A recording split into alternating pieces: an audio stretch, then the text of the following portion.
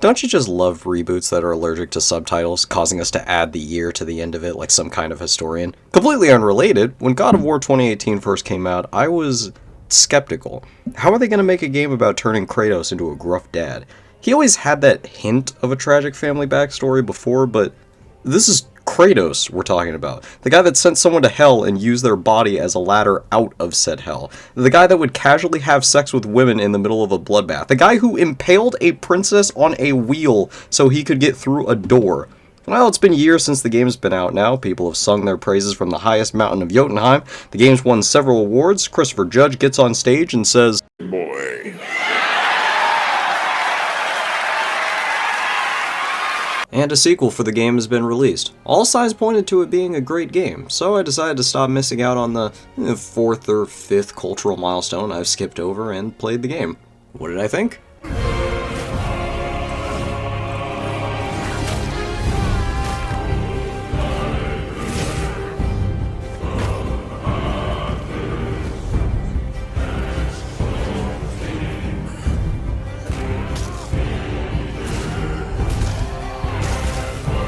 Yeah, it's pretty good. Sorry if I don't keep you on the edge of your seat by withholding my answer or whatever, but yeah, the game's good. You already knew that. So, just to be clear, this isn't going to be a full-on review or critique of the game. I do have my critiques to share, but this video is going to be more like if you asked a friend what they thought about a game. And they made an entire video about it. I like to end things on a positive note, so for now, let's talk about what I didn't love so much about this game. I promise this list will be much shorter than the other. I really like Mimir, though at times I feel like he gets in the way of the relationship between Kratos and Boy. I think even the devs realize this because they intentionally leave Mimir behind when you finally spread Fate's ashes. This was mostly something I noticed during boat rides. I'd gotten so used to Kratos and Boy having a conversation between the various side quests, each time learning to warm up to each other just that little bit more. Adding a third character to that dynamic made it less impactful at times, or worse, a scene was robbed of that emotion altogether. However, Mimir's stories were always interesting, and I did enjoy listening to them and obtaining the lore through him. The Valkyrie have a winged attack that isn't choreographed very well. Even worse are the times where they flat out spam it. Every other projectile attack from an enemy in the game gives a red circle as an indication that they're about to hurl something at you.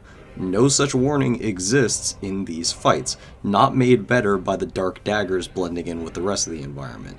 Speaking of the Valkyrie fights, they just aren't that fun. Many can feel like nothing more than a tennis match. The boss takes their turn attacking, usually from a position where you can't hit them, then you take your turn. Gunner is a particularly bad example as there's nothing else in their fight. As such, it's content I'm hesitant to go back and finish. Not because of the difficulty, but because the fights just aren't that fun to do. And those were my negatives. Told you it'd be short. Now, let's talk about what I loved. Let's be shallow for a minute and talk about this game's appearance. It's beautiful, isn't it? And I'm not just talking about the graphics. The environments you'll trek through really will feel otherworldly, which is a good quality to have when you're a game about traveling through realms. I can say with utmost certainty that some of the environments are like no other I've seen anywhere else before, game or otherwise. We took a look at something pretty, now let's take a look at something much uglier, and I do mean that as a compliment. The executions in this game are incredible, unapologetically basking in its own spectacle, something I never got tired of seeing, except maybe the troll one. In the early game, I would get excited for every new enemy that I encountered, as I knew that meant a new execution was sure to come with it. In this way, they almost became something of a collectible to me, one I actively sought out more than any artifact the game littered around its massive world. The details in this game are excellent, and deserve to be praised. I love that Kratos gets better at telling boat stories to Atreus as time goes on. In the beginning, they were hardly a few words long, but by the end, he'll actually tell a full, captivating story, even managing to sneak in a message or two, as all dad stories should. Finally, a story worth hearing. I like the upsetting turn of Atreus' character near the end of the game, amplified by you losing control of him altogether. It's probably something you won't notice right away. I only noticed when I witnessed Atreus switch arrow types without my input, followed by him summoning a horde of wolves without my command. It's a nice touch, and while I think this turn of character is far too abrupt for him, it was executed well, letting you feel how unsettling of a character shift this is for him. Nobody cared about him anyways. What's the difference? There are consequences to saying the N-word! Why? How do you know? How do you know? Remember when I called this game a reboot? Well, there's been some debate on that. You may have seen videos that just call this game God of War 4, as though this game is a direct sequel to the others, and there's no stronger case for that than reuniting with an old friend. 2 old friends if you count her. The scene of Kratos retrieving his chain swords from the original games is a powerful one. For fans of the original series, it can provide an oh shit moment that I imagine still sticks with you today. I know it'll definitely stick with me. These weapons alone are the binding agent between this game and the ones before, and yet I'm still inclined to call this game a reboot, and that's the real beauty of it. Don't get me wrong, I very much think this game is a continuation of Kratos' story. The same Kratos that did shit like this, but you can see it now, can't you? These 2 characters are different, even if they are technically the same. Kratos has changed just as the world around him has, and I think it right to respect that. And let's talk about those chain swords, huh? They're incredibly satisfying and fun to use. They're almost a little too good. I hardly found any excuse to go back to my axe unless it was to solve a puzzle or defeat a fire enemy. The axe is decent at one-on-one combat, but the swords flourish in situations where you're surrounded. They unshackle a weight I feel like most players won't even realize they have. Ironic, isn't it? The final fight with Baldur was an incredible send-off. I liked that it was a culmination of every fight you've had with him previously. With a description like that, you might expect it to get boring or predictable. However, God of War circumvents this by adding Freya into the mix. She makes every phase feel fresh by adding new obstacles or modifiers to each fight. Of course, the other thing that makes this fight different is that your son is there to assist, fully cementing how much he's grown on this journey. I like that at the beginning of the game, Baldur's speech is slurred, almost as if he's drunk. You can tell just how much he doesn't care, how numb he is to, well, feeling numb. But by the end, he speaks with emotion. It's darkly satisfying to see just how much life he has in him when he can feel it slipping away. And here I thought your kind was supposed to be so enlightened, so much better than us, so much smarter. And yet you hide out here in the woods like a coward. I can feel this. I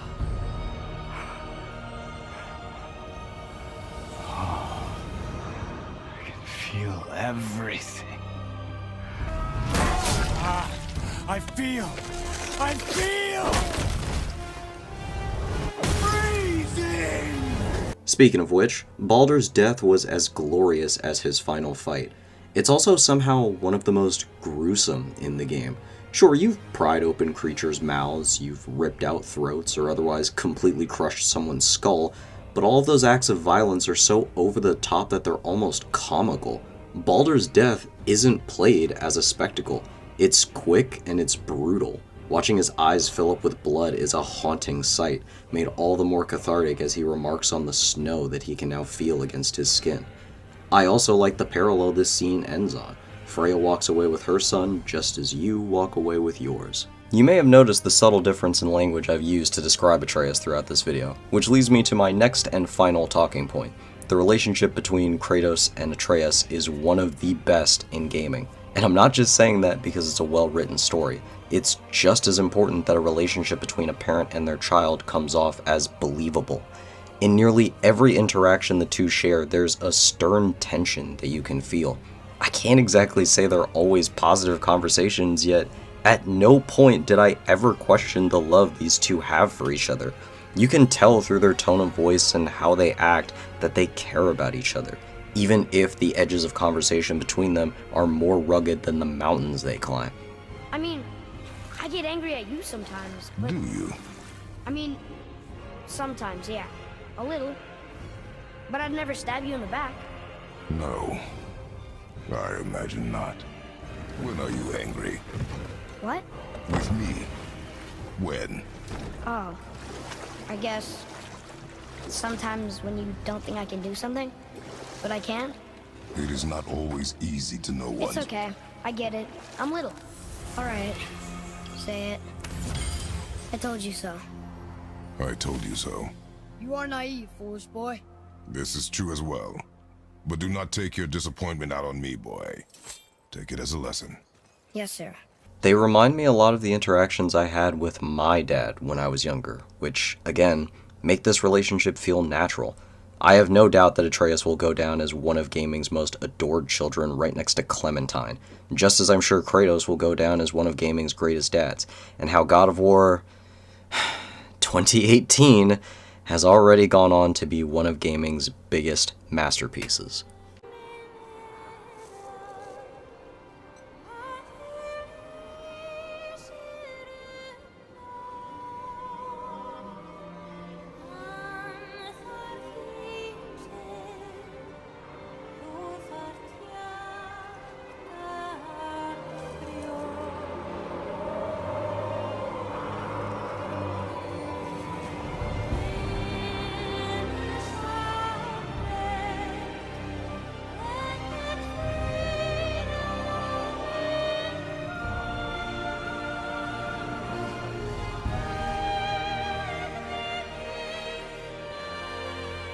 Goodbye, Faye. I love you, Mom.